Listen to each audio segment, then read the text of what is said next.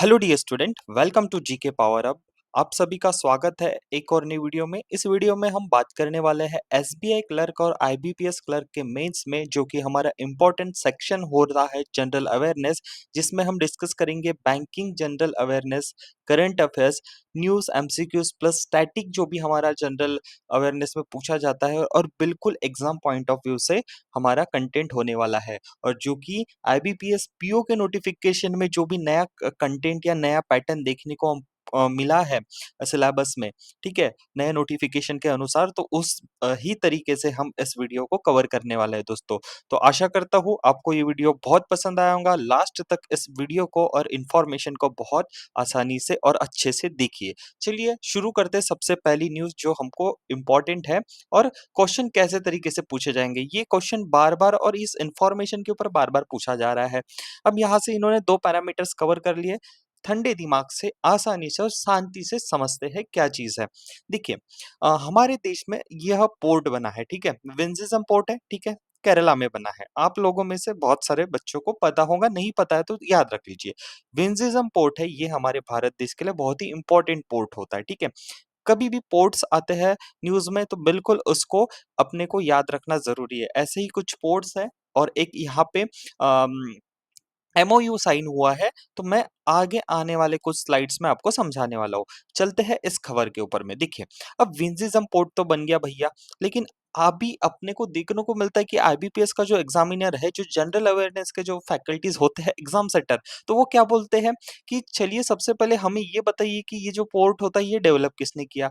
देखिए, हम इस वीडियो लेक्चर में एमसीक्यूज़ पैटर्न से भी क्वेश्चन देखेंगे और इन्फॉर्मेशन से भी। तो शांति से अगर आपने सुना ना, तो आपका काम आसान हो जाएगा। तो अगर आपको पूछा है कि जो केरला में विंझिज़म पोर्ट बना है, ये किसने बनाया है? तो ये बना है Adani port and special economic zone limited, ठीक है? इसके डेवलपर है, ठीक है? ये 2 डेवलपर है, ठीक है? एक अदानी पोर्ट्स और एक है आपके, मतलब कंपनी टाइप है Adani ports and special economic zone limited, ठीक है। उसके बाद अगर मैं बात करूं, सो गवर्नमेंट ऑफ केरला इसके ओनर है, ठीक है। उसके बाद इंपॉर्टेंट ये है, इन्होंने एक और चीज अभी तक नहीं पूछा। इन्होंने पूछा है कि पोर्ट किसने बनाया, लेकिन जो ये अमाउंट होता है, ठीक है, तो ये यहाँ पे मिसिंग लिंक है इनके पूछने में से। अभी एसबीआई और आईबीपीएस के मेंस में पूछा जा सकता है कि जो विंझिज़म पोर्ट बना है, उसको कुल लागत कितनी बनी है पहले फेज में बनने की। तो वो है 8,000, ठीक है, 8,867 करोड़ रुपीस। ओके, इनॉग्रेशन हो गया था मई 2025 में।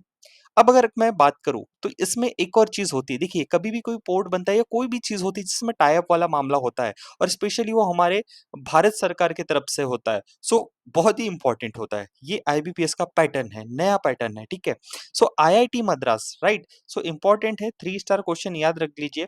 आईआईटी मद्रास ने यहाँ पे कोलैबोरेशन किया है, ठीक है, विंझिज़म पोर्ट को बनाने के लिए। अब वो कौन सा पार्ट है जिसमें आईआईटी मद्रास ने यहाँ पे अपना योगदान दिया है? सिंपल सी बात है, आईआईटी मद्रास ने क्या किया है, इनकी जो ब्रांच है आईआईटी मद्रास की एक, उसको बोलते हैं national technology centre for port waterways and cost. Okay, उसके बाद इन्होंने कोलैबोरेशन किया है विंझिज़म पोर्ट के साथ। इन्होंने इसीलिए यहाँ पे कोलैबोरेशन किया है कि आर्टिफिशियल इंटेलिजेंस वेसल जो ट्रैफिक मैनेजमेंट सिस्टम होता है, मतलब आप देख सकते हो कि यहाँ पे बहुत सारे ट्रैफिक्स होते हैं। जैसे आप मुंबई का अपने समुद्र जो देखा होगा पोर्ट साइड, ठीक है, तो बहुत सारे पोर्ट को यहाँ पे वाटर में ही पार्क किया जाता है, जब तक यहाँ पे इनका जो गुड्स होते हैं वो समुद्र के तट पर, या जो भी पोर्ट है वहां पे अगर लोड अनलोड का काम नहीं होता, तो काफी सारे पोर्ट्स पे सी समुद्र एक साथ जमा हो जाते हैं। तो इसके कारण क्या होता है, ट्रैफिक मैनेजमेंट जो होता है वो भी बहुत इंपॉर्टेंट पार्ट है।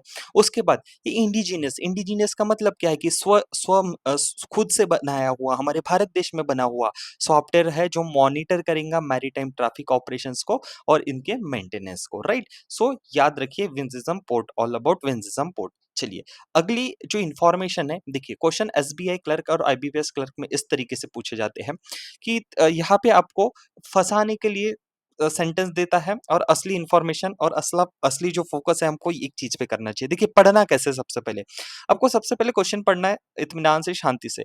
नरेंद्र मोदी जी ने यहाँ पे ये जो कीवर्ड है मैंने जिसको हाइलाइट किया है कि यहाँ पे की फोकस क्या है क्वेश्चन का 20, ठीक है। 20वीं जो यहाँ पे किस्त है, इंस्टॉलमेंट है, किस चीज की? प्रधानमंत्री किसान सम्मान निधि की, ठीक है।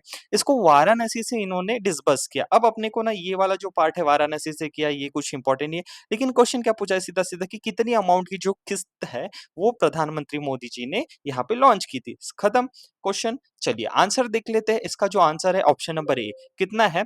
कुल 20,500 करोड़ रुपए, ठीक है। 20,500 करोड़ रुपए का जो है यहाँ पे अपने को नरेंद्र मोदी जी ने 20वीं जो किस्त है प्रधानमंत्री किसान सम्मान निधि की वो लॉन्च की थी वाराणसी से। चलिए बात करते हैं प्रधानमंत्री जो सम्मान निधि है। देखिए आपको हर साल यहाँ पे 6,000 रुपए मिलते हैं, लेकिन ये कैसे मिलते हैं? 2-2 हजार रुपए करके, ठीक है। 2+2+2, ठीक है। तो ये बहुत इंपॉर्टेंट है, तो याद रखिए सॉरी। तो ये जो है ये अपने को 2+2+2 इंस्टॉलमेंट में मिलता है, ठीक है। डायरेक्ट बेनिफिट ट्रांसफर होता है हमारे अकाउंट में और 100% गवर्नमेंट ऑफ इंडिया की ये सब्सिडाइज है, ठीक है। चलिए नेक्स्ट हम बात करते हैं, अगेन बहुत इंपॉर्टेंट है, एक कॉमनवेल्थ स्पोर्ट गेम्स, ठीक है। ऐसे क्वेश्चन अपने को देखने को मिलते हैं एसबीआई और आईबीपीएस क्लर्क में। तो देखिए सिंपल है, दिमाग को ज्यादा लोड नहीं देना है, शांति से क्वेश्चन पढ़ना है। क्वेश्चन क्या बोल रहा है? कॉमनवेल्थ स्पोर्ट्स के बारे में बात हो रही है, राइट। अब उन्होंने एक अनाउंस किया है कि डैश विल होस्ट, मतलब कोई कंट्री है जो ये स्पोर्ट्स आपके होस्ट करने वाले हैं। तो इसका एडिशन क्या है? 8th वाला। कब की बात की जा रही है? 2027 में, ठीक है। अब इतना कोई पर्टिकुलरली इस क्वेश्चन में मैटर नहीं करता। क्वेश्चन बन गया है, कॉमनवेल्थ जो स्पोर्ट्स अथॉरिटी है उन्होंने अनाउंस किया है कि एक देश जो है वो होस्ट करने वाला है 2027 में 8th एडिशन। अब अपने को बस अगर आपने पढ़ा है तो ही आप इसको क्रैक कर पाओगे। तो इसीलिए ये लेक्चर आपको अंत तक देखना बहुत ही इंपॉर्टेंट है। चलिए इत्मीनान से शांति से देख लेते हैं इसका आंसर क्या है। सो ऑप्शन नंबर सी, ठीक है, माल्टा। माल्टा जो कंट्री है ये होस्ट करने वाली है आपकी कॉमनवेल्थ स्पोर्ट्स, ठीक है, यूथ गेम्स 2027 में, राइट।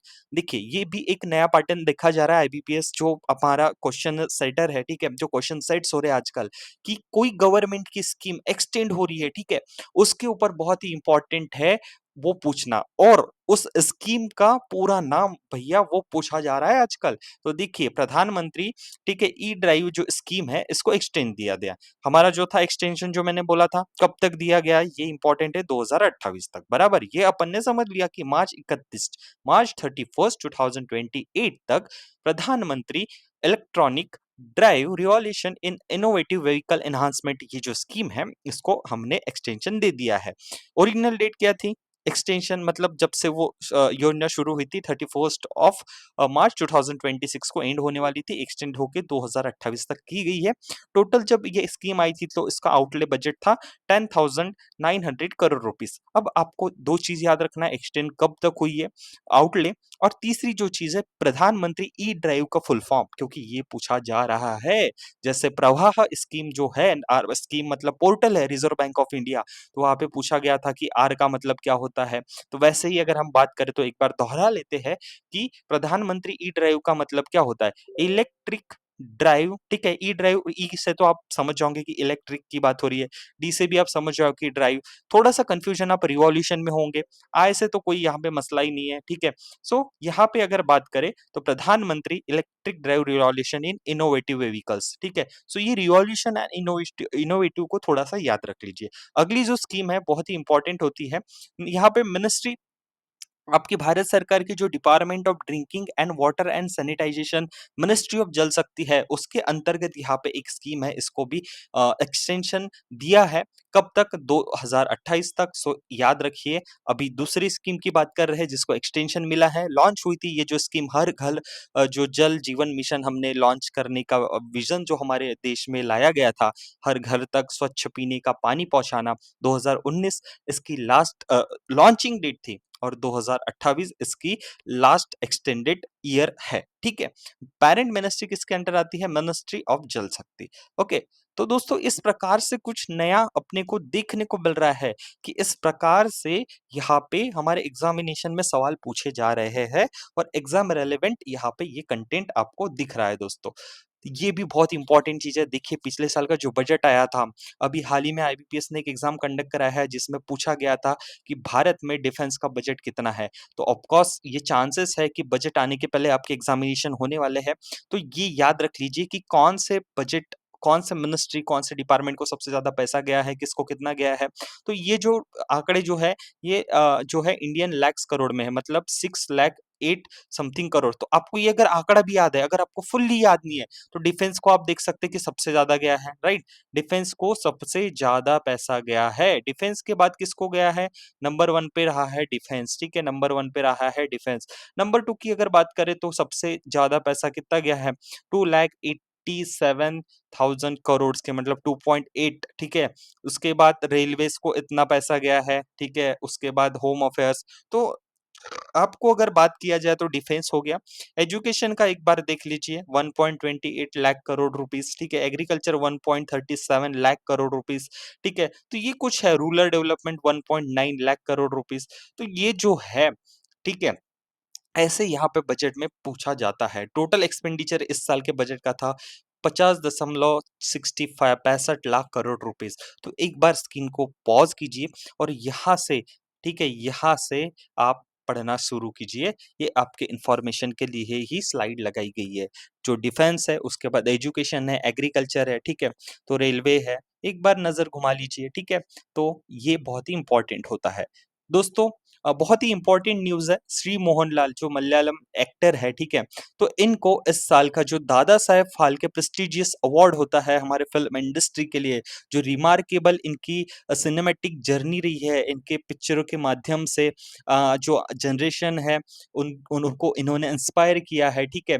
ठीक है। सो यहाँ पे the legendary actor, director and producer is being honoured for his iconic contribution to, इनका जो योगदान रहा है भारत के सिनेमा के प्रति, तो इसको देखते हुए भारत सरकार ने इनको जो है प्रेस्टिजियस दादा साहेब फाल्के अवार्ड 2023, मतलब 2023 का साल का दादा साहेब फाल्के अवार्ड इस साल 2025 में दिया जा रहा है। पिछले साल का जो, मतलब अगर मैं बोलूं कि 2024 में 2022 का अवार्ड किसको दिया गया है, तो वो था मिथुन चक्रवर्ती, ठीक है। अगर मैं बात करूं, so this award will be presented at 71st, जो हमारा 71st national award film award ceremony होने वाली है 23 सितंबर को। तो उस दिन इनको यहाँ पे मोहनलाल जी को प्रेस्टिजियस दादा साहेब फाल्के अवार्ड प्रदान किया जाएगा। ओके। एक बुक यहाँ पे लॉन्च हुई है जिसका नाम क्या है? मोदीनॉमिक्स, ठीक है, याद रख लीजिए। जो एक बुक लॉन्च हुई है, कभी कभी बुक भी पूछे जाते हैं, ठीक है, ये भी एक पैटर्न देखा गया है। एग्जाम के पहले कोई आपकी बुक लॉन्च हो रही है, स्पेशली गवर्नमेंट ऑफ इंडिया, और वो भी union minister doctor L Murugan इन्होंने रिलीज की है, ठीक है। तो याद रखिए ये जो है, इन्होंने बुक लॉन्च की है जिसका नाम है मोदी नॉमिक्स, राइट। ओके, चलिए अगली खबर पढ़ते हैं, बहुत ही इंपॉर्टेंट और यहाँ पर रिकॉर्ड बने हैं, ठीक है। ब्रेकिंग न्यूज है, ब्रेकिंग करंट अफेयर है, ठीक है। स्मृति मंधाना जो हमारे भारतीय वुमेन्स यहाँ पे बल्लेबाज है, ठीक है, वुमेन कैटेगरी में। तो Smriti Mandhana broke record by smashing the fastest, ठीक है, fastest Indian ODI 100, reaching her century in only, ठीक है। इन्होंने अपना जो शतक है 50 गेंदों में ही यहाँ पे बनाया है, ठीक है। 50 गेंदों में ही इन्होंने अपना शतक बनाया है। तो ये भी पूछा जाएगा कि हाल ही में 50 गेंदों में अपना फास्टेस्ट शतक बनाने वाले भारतीय वुमेन बल्लेबाज या विराट कोहली को पीछे छोड़ते हुए कौन से महिला ने बनाया है, तो वो है स्मृति मंदाना। और विराट कोहली की बात करें तो विराट कोहली ने 52 गेंदों में अपना जो वर्ल्ड रिकॉर्ड कायम रखा था फास्टेस्ट 100 का, ठीक है। तो ये आप देख सकते हो, विराट कोहली ने 52 गेंदों में ऑस्ट्रेलिया के ही खिलाफ बनाया था, और स्मृति मंदाना जो है इन्होंने केवल 50 गेंदों में ऑस्ट्रेलिया के खिलाफ अपना रिकॉर्ड बरकरार रखा है। सो बहुत ही अच्छी न्यूज है। चलिए, ईपीएफओ ने नया रिफॉर्म लाया है, ठीक है, एम्प्लॉय प्रोविडेंट फंड ऑर्गेनाइजेशन, ठीक है। इन्होंने क्या चीज लाई है? तो सिंपल सी बात है, EPFO introduce passbook lite and enable direct annexure के downloads aiming to reduce claim settlement time and improve transparency through simplified digital access, ठीक है। सो ये जो पासबुक लाइट वाला फीचर लाया गया है, इससे कहीं ना कहीं हमारे एग्जामिनेशन के पॉइंट ऑफ व्यू से बहुत ही जो है न्यूज़ बनती है कि डायरेक्ट यहाँ पे पूछा जाएगा। अगर क्लर्क लेवल की बात करूँ मैं, तो डायरेक्ट पूछा जाने की ये संभावना है कि ईपीएफओ द्वारा हाल ही में नई जो एक रिफॉर्म है उसका नाम क्या है, ठीक है? तो ये दे देंगे पासबुक लाइट या पासबुक कुछ चीज़, ठीक है? तो इसको आपको याद रखना ज़रूरी है, ठीक है? इसको आपको याद रखना ज़रूरी है, ठीक है? इससे क्या होगा कि आप फ़ास्ट अपना जो एम्प्लॉयी प्रोविडेंट फंड में जो भी पैसे हैं, ठीक है? जो भी यहाँ पे रिटायर्ड होते हैं, वो आपके क्रूशियल जो मतलब क्या बोल सकते हो कि अकाउंट में आपको चेक करना है, ठीक है? ठीक है? उसको आपको अलग से कोई पोर्टल पे जाके चेक करने की ज़रूरत नहीं होगी, ठीक है? मतलब करंटली जो भी मेंबर्स हैव टू लॉग, जैसे पहले से सेपरेट लॉगिन करना पड़ता था ईपीएफओ के पोर्टल पे, ठीक है, कंट्रीब्यूशन ट्रांजैक्शन, ठीक है, विड्रॉल्स, इन सब के लिए। बट अब नहीं, अब ये ड्यूअल लॉगिन सिस्टम खत्म हो गया है, उसमें डिले वगैरह होता था। तो ये जो चीज है ये लाई गई है, इसका मतलब बहुत ही आसान तरीके से आप अपने जो बैलेंस है, जो चीज है, वो देख सकते हो, ठीक है। तो बहुत ही इम्पोर्टेंट है। जैसे फ़ोन में मैसेज नहीं आने पर भी आप जो पासबुक लाइट के ज़रिए ये जानकारी ले सकते हैं कि आपके पीएफ अकाउंट में कितने रुपए डिपॉज़िट हुए, राइट? ठीक है? तो ये सिंपल सा एक चीज़ है। तो ये याद रखिए कि ईपीएफओ ने पासबुक लाइट जो है लॉन्च किया है। कभी-कभी दे देंगे कि पासबुक लाइट लॉन्च करने वाली संस्था कौन-सी है, तो उसका सही उत्तर होगा ईपीएफओ। आपको दे देंगे, एसबीआई दे देंगे, कोई दूसरे बैंकों के नाम दे देंगे, फिर प्राइवेट बैंकों के नाम दे देंगे या सेबी के। लेकिन आपको याद रखना ज़रूरी है कि ईपीएफओ ने लॉन्च किया है पासबुक लाइट। ओके, अब यहाँ पे होम बाउंड, ठीक है? होम बाउंड ने क्या कारनामा किया है, ठीक है? सो अगर मैं बात करूँ तो होम बाउंड ने यहाँ पे हाल ही में अभी ऑफिशियल एंट्री अपनी घोषित कर दी है। ऑफिशियल एंट्री मिल चुकी है 2026 में, जो ऑस्कर अवार्ड्स भी बोले जाते हैं, ठीक है? अकेडमी अवार्ड्स को। तो इसको best international feature film category में होम बाउंड जो फ़िल्म है, इसको एंट्री मिल चुकी है, ठीक है? भारत के तरफ से ये अ, एंट्री मिलने वाली फ़िल्म है होम बाउंड ऑस्कर अवार्ड के लिए, ठीक है? तो याद रखिए इसके डायरेक्टर कौन है? नीरज घ्यावान, ठीक है? एंड 2 लीड एक्टर्स, ठीक है? आपको ये पता है, ईशान एंड विशाल जेठवा और जाह्नवी कपूर। तो याद रखिए होम बाउंड मूवी, अगर ये बहुत अच्छी खबर है कि अगर ऑस्कर अवार्ड में हम जीतते हैं, तो ये न्यूज़ बहुत ही हमारे देश के लिए और हम हमारे लिए एज़ एस्पिरेंट बहुत ही इम्पोर्टेंट होंगी, क्योंकि अगर हम अभी से पढ़ रहे हैं तो एक बार हमने यहाँ पे रिवाइज़ कर लिया और जीत जाने पे फिर से पढ़ेंगे, तो ये होम बाउंड अपने दिमाग में याद रखिए दोस्तों। तो नेक्स्ट आपके सामने एक और news, international day of peace. देखिए इंटरनेशनल डे ऑफ पीस हम कब मनाया है? 21st ऑफ सितंबर, ठीक है? इंटरनेशनल पीस डे हम कब मनाया है? 21st of September. International peace day की जो थीम थी वो थी act now for peaceful world, right? Act now for peaceful world. So the day was first established in 1981 and first observed in September 1982। And इसका purpose क्या था? Is kept by many nation, political group, military group and peoples, ठीक है? ठीक है, international peace day, end racism, build peace, ठीक है? और जो थीम थी act now for peaceful world दोस्तों। बहुत इंपॉर्टेंट न्यूज़ है। भारत का पहला सेमीकंडक्टर चिप, इसका नाम क्या है? भारत ने यहाँ पे इतिहास बनाया है। तो देखिए विक्रम 32 भारत का पहला मतलब बनाया है, इंडिजिनियस मतलब हमारे देश में हमने बनाया हुआ एक जो प्रोसेसर चिप है, इसका नाम है विक्रम 32। तो डायरेक्ट एक क्वेश्चन पूछे जाते हैं क्लर्क लेवल पे, ठीक है? तो ये किसके मतलब सानिध्य किसके ने बनाया, डेवलप बाय इसरो की जो सेमीकंडक्टर लेबोरेटरी है, ठीक है? 32 बिट आर्किटेक्चर इतना नहीं जाएँगे, बट डायरेक्ट नाम पूछते हैं कि भारत की जो सेमीकंडक्टर चिप है पहली इंडिजिनियस बनी खुद की, तो उसका नाम है विक्रम 32 दोस्तों। सो दोस्तों एंड डियर एस्पिरेंट्स, आपके लिए छोटी-सी यहाँ पे इन्फॉर्मेशन है। अगर आपको हमारे वीडियोज़ अच्छे लगते हैं, पसंद आते हैं, तो आपके लिए हमारे चैनल पे और सारे बहुत इंपॉर्टेंट कंटेंट है, ठीक है? जिसमें top government schemes, important appointment, national awards, मतलब अलग से डेडिकेटेड उस टॉपिक के लिए भी मैंने वीडियो वहाँ पे रखा है। तो प्लीज़ चैनल पे जाइए और इस कंटेंट का मज़ा और लुत्फ़ उठाइए, ताकि एग्ज़ामिनेशन पे आप अच्छे से यहाँ पे अपने मार्क्स स्कोर कर सकें। और ये जो करंट प्लेलिस्ट है, जिसकी लिंक मैंने डिस्क्रिप्शन और वीडियो के अंत में भी आपको लिंक दे रखा है, उसे क्लिक करके इसके पहले जो ये सीरीज़ चल रही है एसबीआई और आईबीपीएस क्लर्क के लिए, उसको भी आप देख सकते हैं दोस्तों। ये देखिए, अलग से वीडियोज़ हमने ला के रखे हैं अपने चैनल पे, ब्रिक्स समिट, जी7 समिट, ठीक है? आईबीपीएस का जो फास्ट रिवीजन है, ठीक है? गवर्नमेंट स्कीम्स हो गया, स्टैटिक के कुछ मैंने वीडियोज़ भी दे रखे हैं, ठीक है? तो प्लीज़ अच्छे से जाके चैनल को सब्सक्राइब ज़रूर कीजिए एंड वीडियो को लास्ट तक ज़रूर देखिए, और ये सारे भी वीडियो जब भी आपको टाइम मिले, इसको ज़रूर देखिए। अगली खबर, अगली न्यूज़ आपके लिए है कि Bharat, Indian army has collaborated with which of the following institute established Agnishodh. देखिए, बहुत ही इंपॉर्टेंट ऐसी न्यूज़ होती है यहाँ पे, जैसे अग्निशोध, यहाँ पे एक कोलैबोरेशन हुआ है, ठीक है? उन्होंने सॉरी, उन्होंने एक कैंपेन, एक इन्फॉर्मेशन, एक हमारे आर्मी के लिए बहुत ही अच्छी कोई चीज़, कोई यहाँ पे मोशन चलाया है, ठीक है? अग्निशोध नामक इन्होंने एक इंस्टीट्यूशन में अपना एस्टेब्लिश किया सेल, ठीक है? Indian army research cell on its campus, ठीक है? Indian army research. अब देखिए, यहाँ पे अगर मैं बात करूँ तो क्वेश्चन अगर ऐसा पूछा जाता कि एक आईआईटी है जिसका नाम भी दिया जाता, ठीक है? और उसमें पूछा जाता कि भारत की आर्मी रिसर्च सेल कि एक ऐसी इंस्टीट्यूट किसने अपने कैंपस में बनाई है। अगर क्वेश्चन ऐसा होता तो आपको पता हो जाता। लेकिन क्वेश्चन घुमा के कैसा दिया कि इंडियन आर्मी ने कोलैबोरेशन किया, ठीक है? कोलैबोरेशन किया है विंझिज़म पोर्ट आईआईटी मद्रास के साथ किया है, तो आईआईटी मद्रास बहुत ही न्यूज़ में है। सो इंडियन आर्मी ने कोलैबोरेशन किया है which of the following institute to establish, जो अग्निशोध नाम के एक कोलैबोरेशन हुआ है, कौन से आईआईटी के साथ हुआ है जिसमें इंडियन आर्मी का रिसर्च होगा उसमें। तो उसका पहले उत्तर जान लेते हैं। उसका सही उत्तर है Indian institute of technology IIT Madras, जिसमें अग्निशोध नामक एक इनका अ सेल रखा गया है, ठीक है? जिसमें अब काम क्या होगा? देखिए, अब काम यहाँ पे ये होगा कि ये हमारे भारत के आर्मी के लिए जब भी वॉर होता है, वॉरफेयर होता है, ठीक है?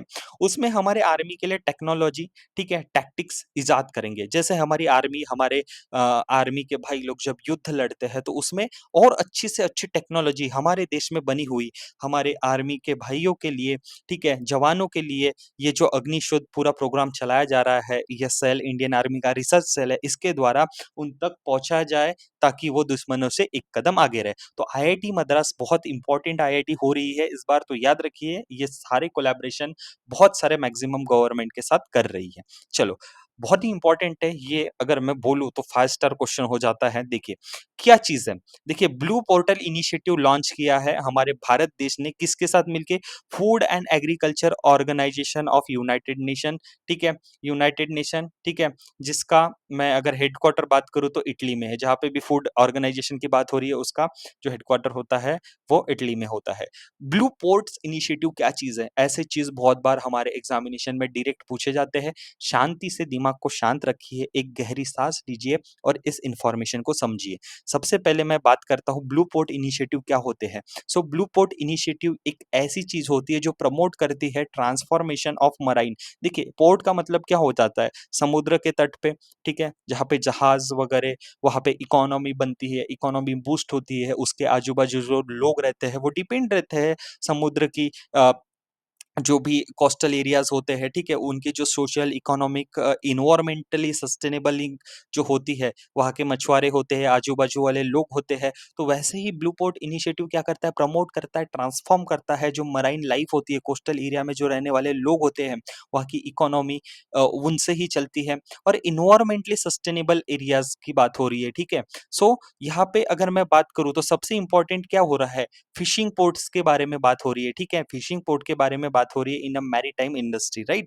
अब इसमें और क्या चीज़ कह रही है कि डायरेक्ट ये जो फिशिंग पोर्ट्स होते हैं, ठीक है? ये कहीं न कहीं इन्फ्लुएंस करते हैं उसके आजू-बाजू के कम्युनिटी के लाइव्स को। आपको भी जनरल में पता है कि मछुआरों को और उसके आजू-बाजू के जो इकोनॉमी है, उन पे ही वो निर्भर रहते हैं लोग, ठीक है? By optimising the diverse impact, मतलब क्या होता है? Diverse impact fishing port have the potential to transform valuable sources के बारे में बात हो रही है, emerging as a strategic platform for growth and value creation at local, national and regional level, right? So the blue port initiative promote blue transformation for fishing port, right, fishing port के बारे में बात हो रही है, ठीक है। Adopting sustainable process, शाश्वत मतलब लॉन्ग टर्म चलने वाली टेक्नोलॉजी वहां पे लाया जाए। दिस विल लीड, अब इसका मतलब और इसका फायदा क्या होगा, this will lead to the preservation of environment, मतलब एनवायरमेंट का बचाव हो, ठीक है। हम पहले से ही बात करते आ रहे हैं कि हमको एनवायरमेंट रिलेटेड इकोनॉमी और पैसा और इन्वायरमेंट रिलेटेड यहाँ पे विकास करना है, ठीक है। So improvement of competitiveness and promotion of social benefit, ये इसका मतलब है। मुझे ये समझाना था आपको, लेकिन असली न्यूज ये है दोस्तों, इंडिया एंड यूनाइटेड स्टेट। अब देखिए भारत की तरफ से कौन सी ऑर्गेनाइजेशन है, लेकिन यूनाइटेड स्टेट की तरफ से अपने को पता है, united nation food and agriculture organisation, FAO, ठीक है, have joined hand to make world class blue ports, ठीक है, ब्लू पोर्ट्स के बारे में बात कर रहे हैं। तो भारत की तरफ से अगर मैं बात करूं, the department of fishery under the ministry of fishery animal husbandry and dairy has signed a technical cooperation program agreement with FAO to strengthen the blue port infrastructure, ठीक है। सो अगर मैं फिर से बात करूं, सो वो तीन जो पायलट पोर्ट्स है उनका नाम क्या है, ठीक है, तो वो है वनकबारा जो दमन एंड सॉरी दीव में है, उसके बाद है कारिकल वो है पौंडुचेरी, और एक है जकाहो जो है गुजरात में।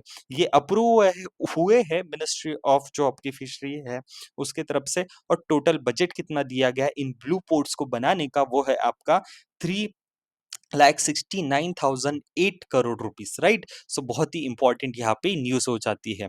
तो 369.8 करोड़ रुपीस का टोटल इन्वेस्टमेंट दिया गया है। कौन कौन कोलैबोरेट करने वाले हैं, united nation food and agriculture organisation and India की तरफ से department of fishery under the ministry of fisheries animal husbandry.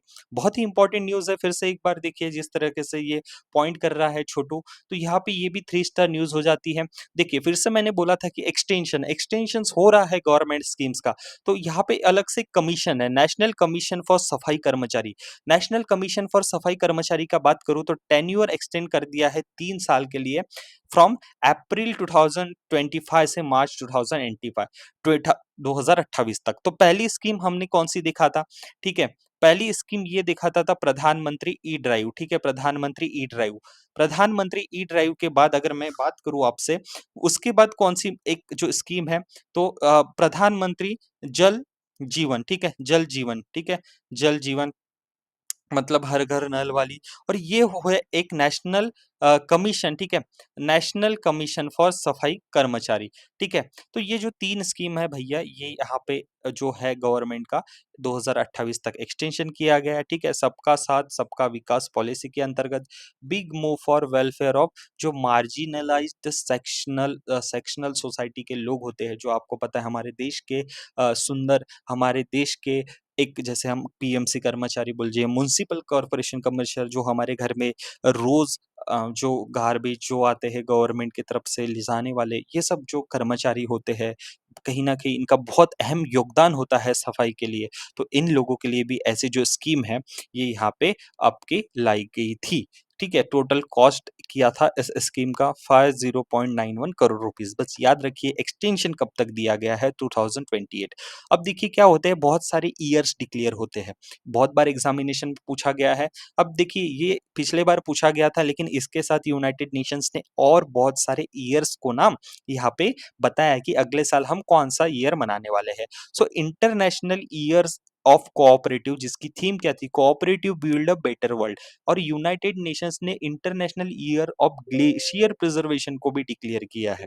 सो यहाँ पे दो आपको पता चल गया कि 2025 में यूनाइटेड नेशंस ने कौन से years, glaciers preservation, international year of cooperative. उसी के साथ एक बार वीडियो को पॉज करके देख लीजिए कि इतने जो सारे ईयर्स है अभी यूनाइटेड नेशंस ने डिक्लेयर करके रख चुके हैं। तो पूछने की संभावना है कि 2025 में जैसे इस पे पूछा गया था ग्लेशियर और इंटरनेशनल ईयर्स ऑफ कोऑपरेटिव, सो अब 2025 में इन 2 को पूछने की ज़्यादा संभावना है। So international year of peace and trust and international year of quantum science technology, ये याद रख लीजिए और पॉज़ करके बाकी के जो ईयर्स है उसको ज़रूर देखिए दोस्तों। अगली बात करते हैं मिनिस्ट्री ऑफ डिफेंस, हमारे जो भारत सरकार है, भारत सरकार की बात कर रहा हूँ, हमारी जो भारत की सरकार है, मिनिस्ट्री ऑफ डिफेंस ने डिक्लेयर किया है 2025 as the year of defence reforms, ठीक है, 2025 as the years of defence reforms, जिसमें कि हमारा बजट भी 6.8 लाख करोड़ के ऊपर का बजट दिया गया था मिनिस्ट्री ऑफ डिफेंस को। So modernize and strengthen the Indian arm force, ठीक है। अभी ये देखिए, अब सेम मैंने बोला कि 2024 को कैमलीड ईयर, ठीक है, और क्वांटम ईयर यूनाइटेड नेशंस के द्वारा यहाँ पे डिक्लेयर किया गया है। आगे बात करते हैं स्वरेल ऐप, सुपर ऐप बहुत ही इंपॉर्टेंट है। देखिए, जब भी कोई एप्लीकेशन लॉन्च होता है या भारत के सरकार के तरफ से कोई पोर्टल लॉन्च होता है तो वो न्यूज़ में रहता है और हमारे एग्जामिनेशन में पूछते हैं, नया पैटर्न के माध्यम से ये पूछा जा रहा है। पूछ लेंगा कि जो रेल ऐप है, ये किसके द्वारा बनाया गया? तो ये इंडियन रेलवे के द्वारा बनाया या डेवलप किया गया है। तो स्वरेल सुपर ऐप इसका पूरा नाम है, ठीक है? स्वरेल सुपर ऐप, ठीक है? स्वरेल सुपर ऐप्स तो ये डेवलप किया गया है भारतीय न्यू रेलवे की अपडेट्स तरफ की से। बात करें तो स्वरेल इंडियन रेलवे द्वारा बनाया गया है, लेकिन क्वेश्चन यहाँ पे अगर मैं थियोरेटिकल बनाने की कोशिश करूँ तो सिंप्लीफाई करता है वो ट्रैवलिंग एक्सपीरियंस को, लेकिन सब चीज़ें इंटीग्रेट कर दिया है मल्टीपल रेलवे सर्विसेज को। देखिए क्या होता था पहले, अलग से एक यूटीएस ऐप रहता था जिसमें आपको प्लेटफॉर्म टिकट हो गया या अनरिजर्व, ठीक है, अनरिजर्व टिकट होता था। अब आईआरसीटीसी का क्या था, आईआरसीटीसी में आप फूड कैटरिंग वगैरह सर्विसेज प्लस रिजर्व टिकट कर सकते थे, लेकिन अब यहाँ पे ये जो स्वरेल ऐप है, ठीक है, स्वरेल ऐप है जिसमें अब ये सारी चीजें आप एक साथ इस ऐप में पा सकते हैं। तो स्वरेल ऐप किसके द्वारा लॉन्च किया गया है? रेलवे मिनिस्ट्री, इंडियन रेलवे ने इसको बनाया है, लेकिन इंटीग्रेटिंग मल्टीपल रेलवे सर्विसेज ये इसका प्रमुख यहाँ पे एम है दोस्तों। बहुत ही इंपॉर्टेंट न्यूज़ है, भारत का जो board of control for cricket in India है, ठीक है, बीसीसीआई, जिसे हम हमारे क्रिकेट कंट्रोल बोर्ड कहते हैं, इनके जो नए प्रेसिडेंट है वो है मिथुन मानस। बीसीसीआई के सेक्रेटरी की बात करें तो देवजीत साकिया, लेकिन ये है नई अपॉइंटमेंट जिसका हम जिक्र कर रहे हैं, मिथुन मानस, बीसीसीआई के secretary Devajit Saikia, vice president जो है राजीव शुक्ला, और आईपीएल के जो चेयरमैन है वो है अरुण धुमाल। सो अगर बात करें तो मिथुन मानस, याद रखिए, इन्होंने रिप्लेस किया है रॉजर बिनी, ठीक है, रॉजर बिनी जो यहाँ पे सर्विंग प्रेसिडेंट थे, लेकिन अभी नया यहाँ पे इलेक्शन होने के कारण आपके मिथुन मानस नए प्रेसिडेंट बने हैं। इंपॉर्टेंट न्यूज़ है, देखिए क्या है, चर्चा करते हैं। ई श्रम पोर्टल है, लॉन्च हुआ है रोजगार मंत्रालय द्वारा, ministry of labour and employment. इसमें क्या होता है, जिसमें नेशनल डेटाबेस होता है उन अनऑर्गेनाइज्ड वर्कर्स का जो यहाँ पे अनऑर्गेनाइज्ड वर्कर्स के तौर पे काम करते हैं। देखिए जो कंस्ट्रक्शन फील्ड में काम कर रहे हैं, माइग्रेंट वर्कर है, जो रोजमर्रा गीग वर्कर है, प्लेटफॉर्म पे काम करते हैं, जोमेटो, आजकल ब्लिंकिट, ठीक है, बहुत सारे ऐसे प्लेटफ़ॉर्म हैं, स्ट्रीट वेंडर्स हो गया जो लोकल आपके फूड बेचते हैं, ठीक है, सब्जियाँ बेचते हैं, फल फ्रूट बेचते हैं, एग्रीकल्चर काम करने वाले अदर और ऑर्गेनाइज़ वर्कर। इन सबको क्या है कि ई श्रम पोर्टल पे लॉन्च और अपना लॉगिन करना है, इनको कुछ सुविधाएँ भी दी जाएँगी। क्वेश्चन ये पूछा जा सकता है कि ई श्रम पोर्टल जो है, वो यहाँ पे किन लोगों के लिए लॉन्च किया गया है और कौन-सा यहाँ पे मंत्रालय है जिसने लॉन्च किया गया है? सो यूनियन मिनिस्ट्री जो है आपकी लेबर और एम्प्लॉयमेंट, इन्होंने किन लोगों के लिए लॉन्च किया है? सो ये है अनऑर्गेनाइज्ड वर्कर, ठीक है? जिसको वेरियस वेलफेयर जो गवर्नमेंट की स्कीम्स आते हैं, उसके तहत इनको फ़ायदा मिलता है।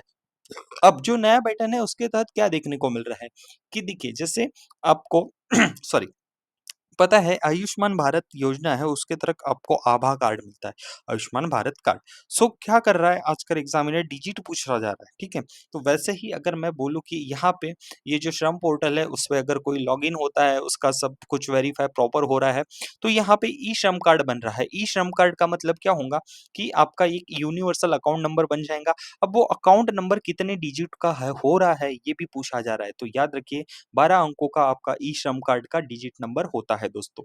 चलिए अगली इन्फॉर्मेशन आपके लिए, ध्यान से शांति से समझिए। देखिए डिजिटल पेमेंट होते हैं, नए रूल आ गए हैं, ठीक है। अर्लियर क्या रूल थे, अभी क्या रूल है वो समझते हैं। अब देखिए यहाँ पे क्या चीज़ होती है, यहाँ पे होती है एक तो पर्सन टू पर्सन पेमेंट होती है और यहाँ पे मर्चेंट। मर्चेंट मतलब क्या होता है, मर्चेंट मतलब होता है कि हम ऐसी पेमेंट जो बड़े व्यापारियों को या जो ऐसे बड़े कैटेगरीज़ होते हैं जिसमें ज़्यादा पैसा एक साथ पेमेंट करना पड़ता है, जिसके तहत अगर ये एक हमको अच्छी सुविधाएँ भी हो रही कि हम ऑनलाइन पेमेंट की तरफ बढ़ रहे हैं। सो पर्सन टू मर्चेंट यहाँ पे यूपीआई ने एक आपका नेशनल पेमेंट जो है उसके द्वारा यूपीआई ने यूनिफाइड पेमेंट इंटरफेस ने अब अपने यूज़र्स को पर्सन टू मर्चेंट पेमेंट के लिए ट्रांज़ैक्शन की लिमिट कराई गई है, बढ़ाई गई है। राइट? अब मैं बात करूँ तो ट्रांज़ैक्शन की लिमिट कितने से कितनी बढ़ाई गई है? 10 लाख रुपीज़ अब आप 24 घंटे के अंदर जो स्पेसिफाइड कैटेगरीज़ है, यहाँ से क्वेश्चन बनेगा। 10 लाख रुपीज़ से क्वेश्चन बनेगा। सो पर्सन टू मर्चेंट की जो यहाँ पे ट्रांज़ैक्शन लिमिट है, अब उसको 10 लाख रुपए पर डे कर दिया गया है for selected verified categories. Question में एमसीक्यूज़ देते समय या तो 10 लाख रुपए पर्सन टू मर्चेंट या क्वेश्चन पूछे जाएंगे इन 4 कैटेगरियों में भी एक कैटेगरी ऐसी डाली जाएंगी जो करेक्ट नहीं होंगी, वहां से आपको क्वेश्चन पूछा जाएगा। सो कैपिटल मार्केट में इन्वेस्टमेंट के लिए, ट्रैवल कलेक्शंस के लिए, राइट, ट्रैवल और जो आपका ट्रैवलिंग होता है, इंश्योरेंस प्रीमियम हो गया या कलेक्शंस एंड गवर्नमेंट का ई मार्केट प्लेस, तो ये जो 4 कैटेगरीज है इसमें एक कैटेगरी गलत दी दी जाएंगी और ये जो स्पेसिफाइड कैटेगरीज है इसमें से प्रश्न आपको पूछा जाएगा। लेकिन लेकिन अगर अब मैं बात करूं पर्सन टू पर्सन आपकी डेली लिमिट्स कितनी है, वो है 1 लाख रुपीज। ठीक है, ठीक है, याद रखिए मोस्ट मर्चेंट। ठीक है, आप अगर बात करो तो नॉर्मली आप 5 लाख रुपए मर्चेंट्स को भेज सकते हो, लेकिन अब यहाँ पे 10 लाख रुपीज का यहाँ पे प्रावधान दिया गया है। क्रेडिट कार्ड की जो बिल पेमेंट यूपीआई से है वो 5 लाख रुपए पर ट्रांजेक्शन से 6 लाख रुपए पर ट्रांजेक्शन तक आप कर सकते हो, बट इंपॉर्टेंट है पर्सन टू मर्चेंट और स्पेसिफाइड कैटेगरीज दोस्तों।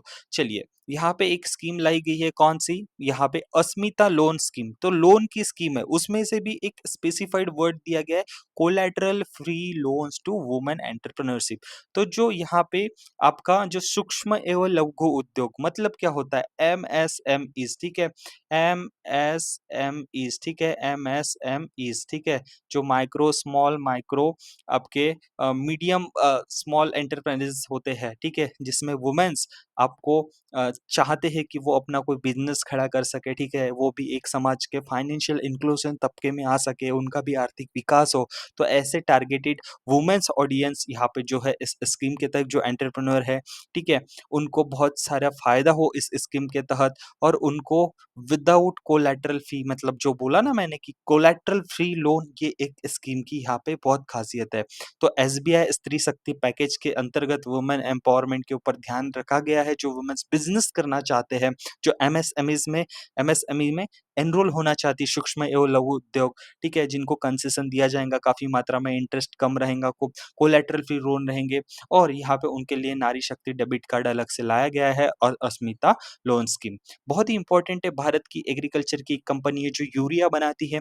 ठीक है, लेकिन इफ्को ने क्या किया है, तो इफ्को ने एक बहुत ही नया चीज किया है कि इफ्को ने पहला इंटरनेशनल नैनो फर्टिलाइजर प्लांट, ठीक है, जो कि इफ्को द्वारा यहाँ पे टाई अप किया गया है, ब्राजील में चलने वाला है, ये जॉइंट वेंचर होने वाला है 7.7 to 3 रेशो के बीच में, जिनका प्रॉफिट जो भी होगा इफ्को ने, इफ्को नैनोवेंशंस जो भारत और नैनोफर्ट जो ब्राजील है, इन्होंने जॉइंट वेंचर किया है और भारत का पहला इंटरनेशनल इफ्को का प्लांट जो है ब्राजील में लगा गया है। तो ये भी ऐसे क्वेश्चंस आपको पूछने की बहुत सारी संभावना है। अब दोस्तों क्या है, ये ऑपरेशंस है, ये स्टैटिक इन्फॉर्मेशन है जहां से आप 1 मार्क 2 मार्क हर आपके एग्जामिनेशन में ला सकते हैं। क्या करना है, ये चीज आपको पढ़ना है, मैं समझा रहा हूँ कैसे पढ़ना है। देखिए क्या है, अब यहाँ पे क्वेश्चन पूछा जाता है कि ऑपरेशन सिंदूर किसके लिए लॉन्च किया गया था, तो ये अगेन टेररिज्म के लिए, जो कि हमारे आर्मी ने पाकिस्तान में पीओके के घुस के उनको मारा था, जैसे कि पहलगाम में जो अटैक हुआ है। अब देखिए क्या है, ऑपरेशन गंगा इवैक्यूएशन, जो इंडियन सिटीजन यूक्रेन के वार के समय जो फंसे हुए हमारे भारत के नागरिक थे, उनको लाने के लिए ऑपरेशन गंगा चलाया गया था। Operation Kaveri evacuation of Indian citizen from conflict ridden Sudan, तो सूडान में जो कॉन्फ्लिक्ट चल रहा था उस समय, उसके लिए। ऑपरेशन अजय किस लिए, इसराइल में हमारे जो भारतीय नागरिक फंसे थे उनको निकालने के लिए। तो ये जो ऐसे ऑपरेशन है ये पूछे जाते हैं। वैसे ही आर्मी, नेवी और एयरफोर्स की जो एक्सरसाइज होती है, मिलिट्री एक्सरसाइज, पॉज करिए, एक बार पढ़िए और इसको हम हर लेक्चर में पढ़ने वाले हैं।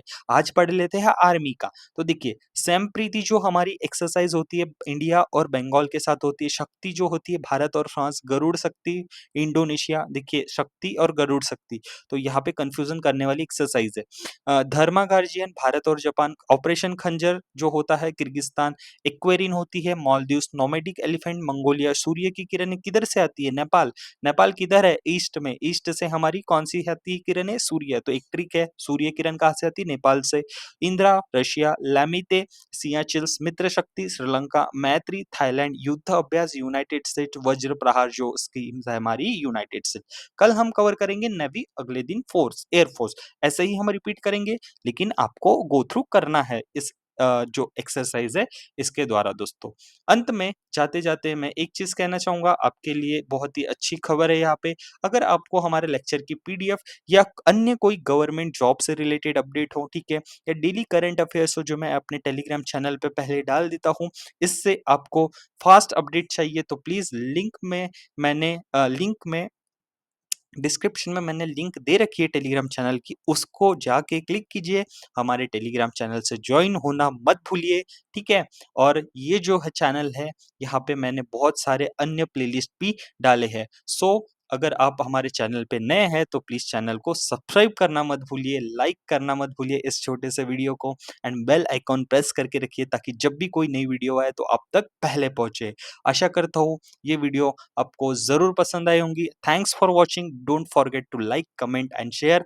अगेन जाते-जाते चैनल को लाइक, वीडियो को लाइक और चैनल को सब्सक्राइब करना मत भूलिए। और यहाँ पे दिख रही है ये प्लेलिस्ट, इसको भी ज़रूर देखिए, ये भी आपके बहुत सारे अच्छे से काम किए। मिलते हैं अगले वीडियो में। Thanks for watching, take care, bye-bye.